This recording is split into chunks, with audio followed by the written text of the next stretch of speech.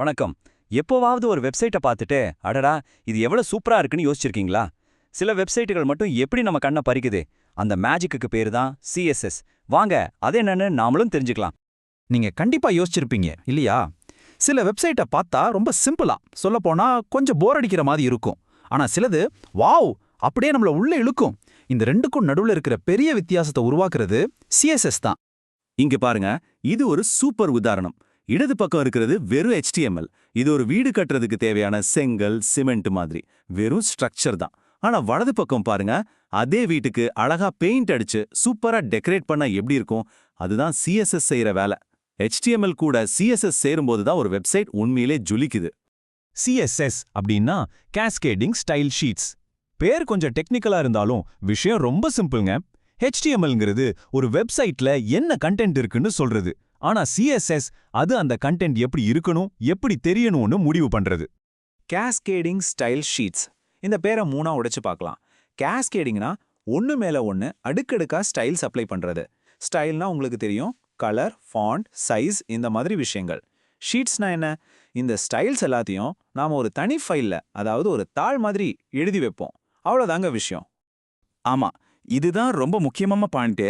HTMLங்கிறது உள்ளடக்கத்துக்கு, அதாவது text, image இதுக்கெல்லாம். சிஎஸ்எஸ்ங்கிறது அதை எப்படி பிரசன்ட் பண்றோம், அதாவது எப்படி காட்டுறோங்கிறதுக்கு. இந்த ரெண்டையும் பிரிச்சு வச்சு வேலை செய்யறது தான் ஒரு ப்ரொஃபஷனல் வெப் டிசைனரோட அடையாளம். சரி, பேசிட்டே இருந்தா எப்படி? ஒரு சிஎஸ்எஸ் கோட் நிஜத்துல எப்படி இருக்கும்னு பார்க்கலாமா? வாங்க.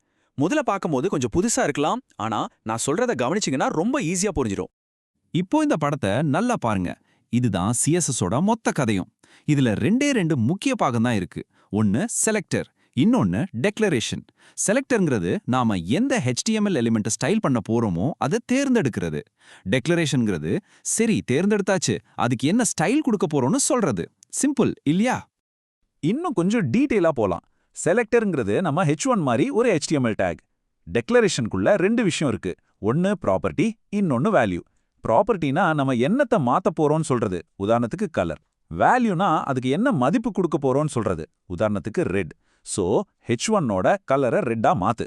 இவ்வளவுதாங்க கோடு. ஓகே, இப்போ சிஎஸ்எஸ் கோட் எப்படி எழுதுறதுன்னு தெரிஞ்சிடுச்சு. ஆனா இந்த கோடை நம்ம வெப் பேஜ்ல எப்படி சேர்க்கறது? அதுக்கு ஒரு வழி இல்ல, 3 வழிகள் இருக்கு. வாங்க, அது என்னென்னு பார்க்கலாம். இந்த டேபிள பாருங்க. இன்லைன், இன்டர்னல், எக்ஸ்டர்னல்னு 3 மெத்தட் இருக்கு. சின்னதா ஏதாவது மாத்தணும்னா இன்லைன் யூஸ் பண்ணலாம். ஒரே ஒரு பேஜுக்கு மட்டும் ஸ்டைல் வேணும்னா இன்டர்னல். ஆனா நீங்க ஒரு முழு வெப்சைட்டையும் உருவாக்கணும்னு நினைச்சீங்கன்னா கண்ணை மூடிட்டு எக்ஸ்டர்னல் மெத்தடுக்கு போயிடலாம். அதுதான் பெஸ்ட். ஏன் எக்ஸ்டர்னல் தான் பெஸ்ட்னு சொல்றோம்னா இதுதான் காரணம். உங்க வெப்சைட்ல ஒரு 100 பக்கம் இருக்குன்னு வச்சுக்கோங்க. எல்லா பக்கத்திலையும் ஹெட்டிங் கலரை நீலத்திலிருந்து சிவப்பா மாத்தணும். நீங்க அந்த ஒரே ஒரு .css ஃபைல்ல மாத்தினா போதும், 100 பக்கத்திலையும் ஆட்டோமேட்டிக்கா மாறிடும். நினைச்சு பாருங்க எவ்வளவு நேரம் மிச்சமாகும். சரி, இப்போ நம்மளோட அடுத்த சூப்பர் பவர் செலக்டர்ஸ். இத பத்தி இன்னும் கொஞ்சம் ஆழமா பார்க்கலாம். செலக்டர்ஸை ஒரு லேசர் பாயிண்டர் மாதிரி கற்பனை பண்ணிக்கோங்க. உங்க வெப்பேஜ்ல எக்கச்சக்கமா விஷயங்கள் இருந்தாலும் நீங்க எந்த ஒரு குறிப்பிட்ட விஷயத்த மாத்த நினைக்கிறீங்களோ அதை மட்டும் கரெக்டா குறி வச்சு ஸ்டைல் பண்ண இது உதவும். முதல்ல ரொம்பவே பேசிக்கான செலக்டர், எலிமெண்ட் செலக்டர். இது ரொம்ப சிம்பிள். நீங்க எந்த HTML டேகை மாத்தணுமோ அதோட பேரையே செலக்டரா யூஸ் பண்ணலாம். உதாரணத்துக்கு P அப்படின்னு போட்டா அந்த பேஜ்ல இருக்கிற எல்லா பேராகிராஃப்க்கும் அந்த ஸ்டைல் போயிடும். இதோ பாருங்க, H1: ப்ளூ செமிகோலன். இங்க H1 தான் நம்ம எலிமெண்ட் செலக்டர். இந்த ஒரு லைன் கோட் என்ன பண்ணும் தெரியுமா? உங்க வெப்பேஜ்ல எங்கெல்லாம் H1 டேக் இருக்கோ அத்தனையும் தேடி பிடிச்சு அதோட கலரை நீலமா மாத்திடும். ரொம்ப பவர்ஃபுல் இல்லையா? அடுத்தது கிளாஸ் செலக்டர். இது ரொம்பவே யூஸ்ஃபுல்லான ஒன்று. இப்போ ஒரு குரூப் ஆஃப் எலமெண்ட்ஸ்க்கு மட்டும் ஒரே மாதிரி ஸ்டைல் கொடுக்கணும்னு வச்சுக்கோங்களேன். அதுக்கு ஒரு கிளாஸ் பேர் கொடுத்துடலாம். உதாரணத்துக்கு இம்பார்ட்டன்ட் டெக்ஸ்ட்னு ஒரு கிளாஸ் உருவாக்கி அதுக்கு ஒரு ஸ்டைல் எழுதலாம். கிளாஸ் செலக்டர் எப்பவுமே ஒரு டாட், அதாவது ஒரு புள்ளியோட தான் ஆரம்பிக்கும். எங்க பாருங்க, lex equals font weight bold. இப்போ நாம HTMLல எந்தெந்த எலிமெண்ட்டுக்கு எல்லாம் கிளாஸ் ஈக்குவல்ஸ் டு லெக்ஸ்னு கொடுக்கறோமோ அது எல்லாமே போல்டா மாறிடும். இது மூலமா நாம ஒரே ஸ்டைல பல இடத்துல ரீயூஸ் பண்ணிக்கலாம். கடைசியா ஐடி செலக்டர். இது ரொம்ப ஸ்பெஷல். ஒரு கிளாஸை நீங்க பல எலிமெண்ட்ஸ்க்கு கொடுக்கலாம். ஆனா ஒரு ஐடிய ஒரு பேஜ்ல ஒரே ஒரு எலிமெண்ட்டுக்கு மட்டும் தான் கொடுக்க முடியும். அது ரொம்பவே யூனிக்கானது.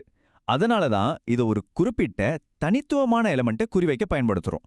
ஐடி செலக்டர்ஸ் எப்பவும் ஒரு ஹேஷ் சிம்பிள் ஹேஷ் வச்சு ஆரம்பிக்கும். உதாரணத்துக்கு ஸ்னவுட் border solid red அப்படின்னு. இது என்ன பண்ணும்னா நம்ம பேஜ்ல எங்க ஐடி ஈக்குவல் டு ஸ்னவுட்னு இருக்கோ அந்த ஒரு எலமெண்ட்டை மட்டும் தேடி பிடிச்சு அதுக்கு ஒரு சிகப்பு பார்டர் கொடுக்கும்.